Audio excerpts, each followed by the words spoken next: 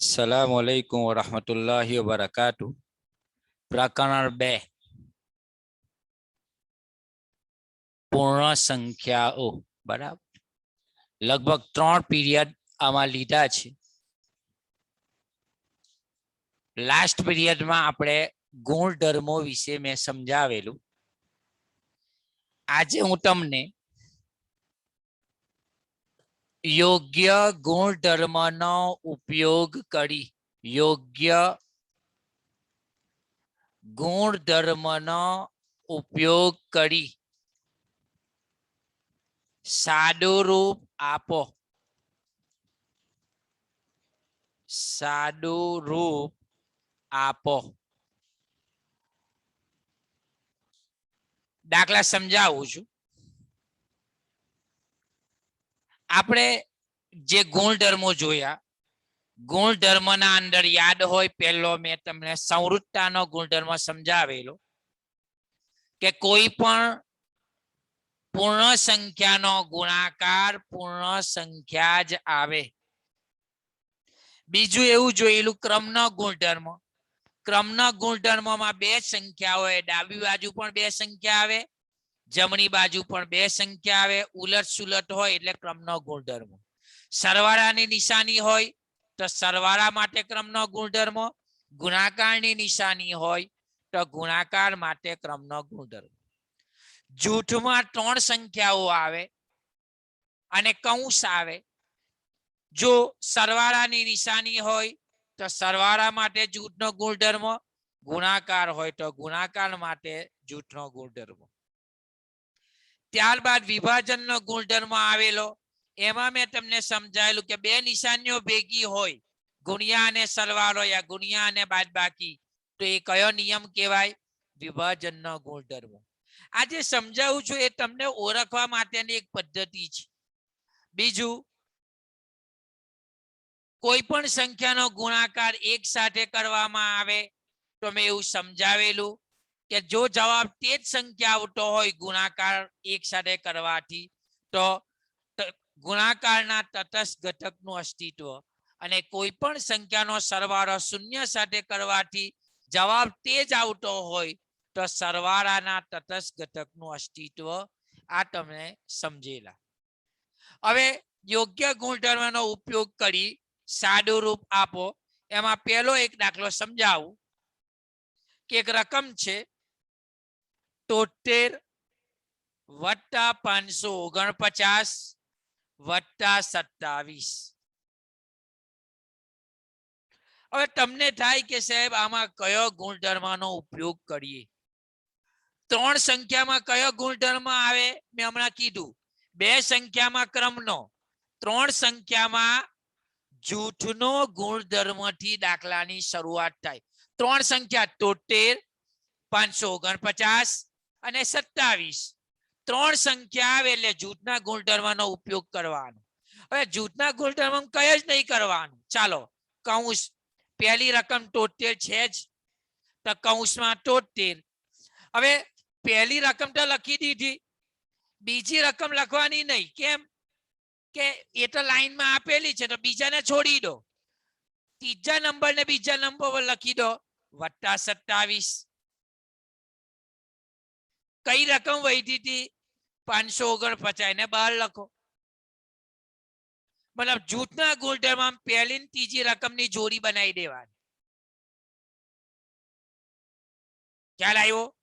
चालो 73 वत्ता 27 केटला थाय? 100 थाय। केटला? कौंस में सरवाळो 100 बाहर शुं छे? वत्ता 549। 100 वत्ता 549 649 आ तमारो जवाब। એટલે યાદ રાખવાનું યોગ્ય ગુણધર્મનો ઉપયોગ કરી સાદુરૂપ આપો એવો દાખલો હોય અને 3 સંખ્યા આવે એવું યાદ રાખવાનું જ એટલે જૂથનો ગુણધર્મ। તો પહેલી સંખ્યા તેની તેજ, બીજાને ત્રીજા નંબર પર લઈ ત્રીજાને બીજા નંબર પર લઈ જાય એટલે જોડી બની જ જશે। एम तो तमे कोई भी जोड़ी बनाई सको। कोई ने थाय के साहेब ना हूँ 73 ने अलग करे आ बेन जोड़े लगे तो कोई प्रॉब्लम नहीं। पण जे संख्या लाइन में छे तो पहली बेनी जोड़ी नहीं बनावानी। કારણ કે એ તો લાઈનમાં છે જ, બરાબર. એટલે આ એક દાખલો પૂરો છે. બીજો સમજાવું તમને. આ સરવાળાનો હતો. બીજી રકમ લખી.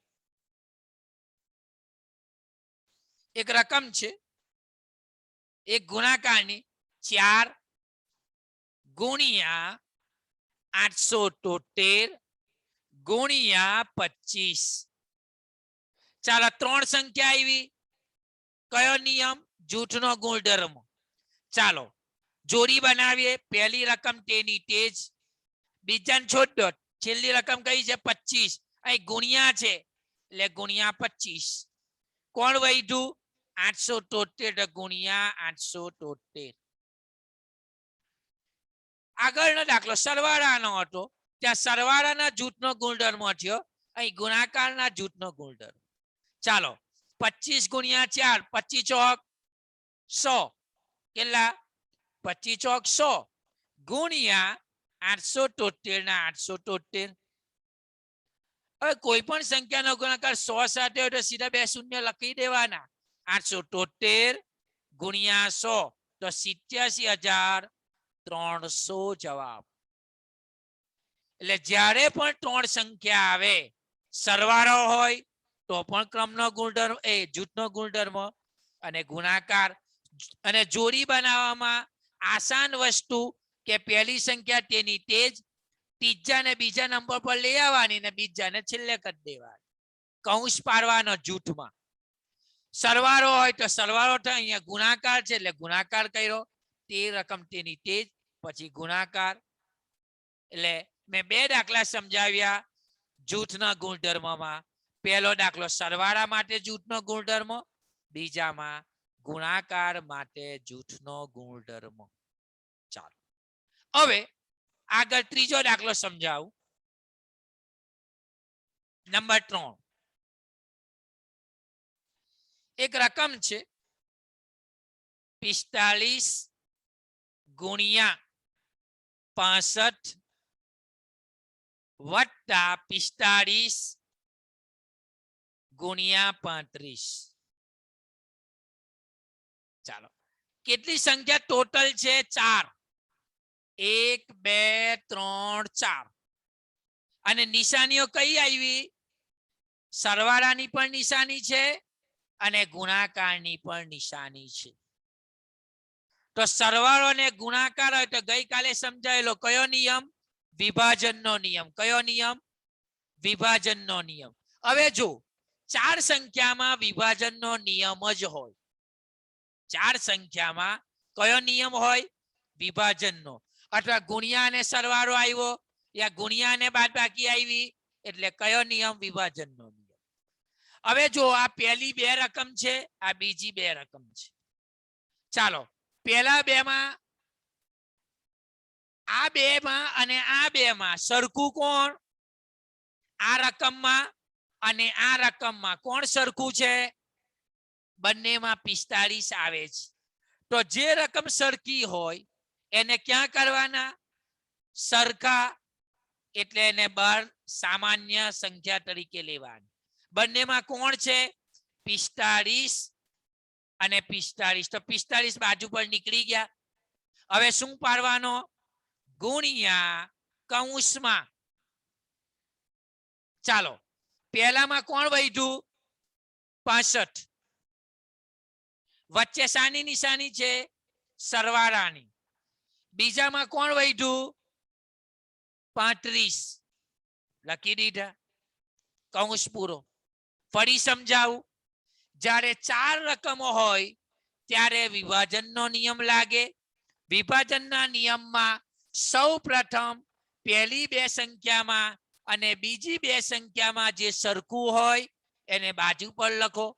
આપણે જોયું કે પહેલામાં 45 છે, બીજામાં પણ 45 છે, એટલે 45 ને આપણે સાઈડ પર લખી દીધા. પછી કોણ વધ્યું?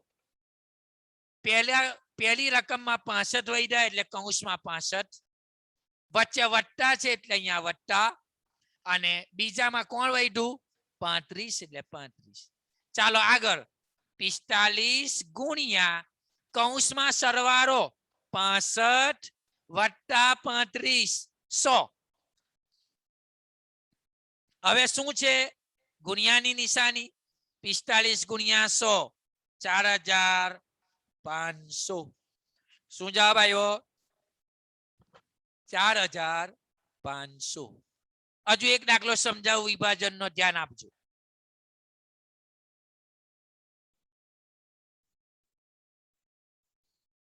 દાખલા નંબર 4 રકમ છે 89 ગુણ્યા 634 વત્તા 366 ગુણ્યા 89 કેટલી રકમ છે 4 રકમ છે તો પહેલા બે ની જોડી આ લીટી પાડી દીધી તમને ખ્યાલ આવે એટલા માટે ચાલો બંનેમાં કોણ સરખું છે બંનેમાં 89 સરખા છે કોણ સરખું છે 89 એટલે પહેલા 89 બાજુ પર લખાય બાર ગુણ્યા લખવાનું ગુણ્યા કૌંસમાં ચાલો 89 બાર આવી ગયા કોણ વધ્યું 634 વચ્ચે શાની નિશાની છે સરવાળાની બીજામાં કોણ વધ્યું 366 બરાબર 89 ના 89 ગુણ્યા પહેલો કૌંસમાં સરવાળો કરી લેવાનો સરવાળો કરું 4 ને 6 10 વડી 1 3 ને 1 4 ને 6 10 વડી 1 6 ને 1 7 ને 3 10 કેટલો સરવાળો થયો 1000 89 ગુણ્યા 1000 તો 89000 સીધો જ ગુણાકાર એટલે મેં તમને પહેલા બે દાખલા જૂથના ગુણધર્મમાં સમજાવ્યા બીજા બે દાખલામાં વિભાજનનો નિયમ 3 સંખ્યા આવે તો જૂથનો ગુણધર્મ 4 સંખ્યા આવે તો વિભાજનનો ગુણધર્મ હવે તમને થાય કે ક્રમનો ક્યારે તો ક્રમના અંદર બે સંખ્યા આવે ત્યારે આપણે ક્રમનો ગુણધર્મ સમજીશું એક દાખલો ગણાવું છું ક્રમનો